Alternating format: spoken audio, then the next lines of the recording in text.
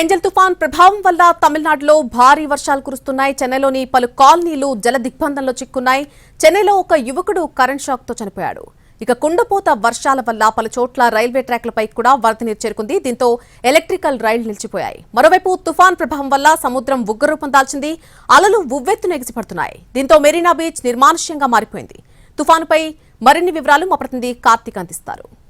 పెంగల్ తుఫాన్ ప్రభావంతో తిరుపతి, చిత్తూరు జిల్లా వ్యాప్తంగా కూడా భారీ వర్షాలు అనేది కురుస్తుంది. ముఖ్యంగా తిరుపతి జిల్లా వ్యాప్తంగా కూడా ఎడతెరిపి లేకుండా ఉదయం నుంచి కురుస్తున్నటువంటి వర్షాలకు లోతట్టు ప్రాంతాలన్నీ కూడా జలమయమని చెప్పాలి. ముఖ్యంగా శ్రీకాళహస్తి, తిరుపతి, ఏదైతే సత్యవేడు నియోజకవర్గాలు, ఈ మూడు నియోజకవర్గాల్లో కూడా అత్యంత భారీ వర్షాలు అనేది కూడా ఉదయం నుంచి కురుస్తున్నటువంటి నేపథ్యంలో ఆయా ప్రాంతాల్లో వాగులు, వంకలు, నదులు అన్నీ కూడా పొంగి పొర్లుతున్నాయని చెప్పాలి. ఇప్పటికే స్వర్ణముఖి నది తీవ్రస్థాయిలో ఉధృతిగా ప్రవహిస్తున్నటువంటి నేపథ్యంలో నాయుడుపేట, కాళహస్తి వద్ద పలు గ్రామాలకు రాకపోకలకు కూడా అంతరాయం ఏర్పడింది. కాళహస్తి వద్ద ఏర్పేట సమీపంలో కూడా స్వర్ణముఖి నది పరివాహక ప్రాంతాల్లో ఓవర్ఫ్లై అవడం కారణంగా ఆయా గ్రామాలకు కూడా రాకపోకలు బంద్ అయినటువంటి పరిస్థితి. ఇప్పటికే జిల్లా వ్యాప్తంగా కూడా రెడ్ అలర్ట్ అనేది అధికారులు కూడా ప్రకటించడం కూడా జరిగింది. ఈ నేపథ్యంలో లోతట్టు ప్రాంతాల ప్రజలందరూ కూడా అప్రమత్తంగా ఉండాలంటూ కూడా ఆదేశాలు జారీ చేశారు. కొద్దిమందిని పునరావాస కేంద్రాలకు, సురక్షితమైనటువంటి ప్రాంతాలకు కూడా అధికారులు తరలిస్తున్నారని చెప్పాలి.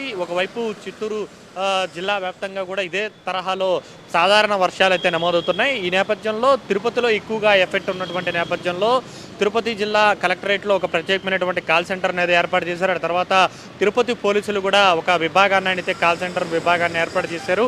ఈ విధంగా ఎక్కడ ఎలాంటి ఇబ్బందులు రాకుండా అయితే ఆ అధికారులు అయితే చర్యలు చేపడుతున్నారు. మరొక వైపు వర్షాల తీవ్రత అయితే అంతకంతకు పెరుగుతుందనే చెప్పాలి.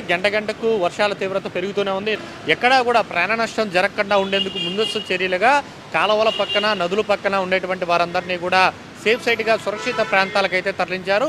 ఈరోజు రాత్రికి ఏదైతే ల్యాండ్ ఫాల్ అయిన తర్వాత, తుఫాను తీరం దాటిన తర్వాత మరింత ఎక్కువగా కూడా రేపు, ఎల్లుండు కూడా తిరుపతి జిల్లా కేంద్రం మొత్తం కూడా భారీ వర్షాలు నమోదు అయ్యే అవకాశాలు అయితే ఎక్కువగా